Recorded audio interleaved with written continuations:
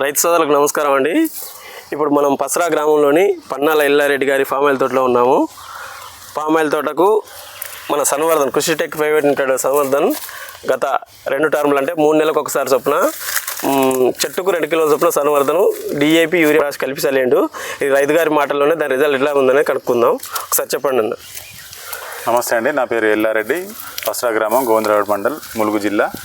నేను 3వ సంవత్సరం ఇది పామాయిల్ వేసి 3 ఎకరాలు పామాయిల్ వేసిన.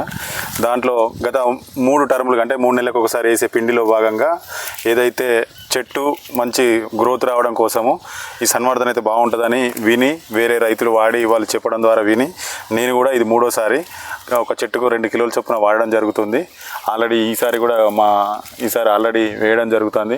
కాబట్టి దీన్ని వాడడం ద్వారా ఇప్పటి వరకు అయితే కొంతమేర గ్రోత్ అయితే కనిపించింది.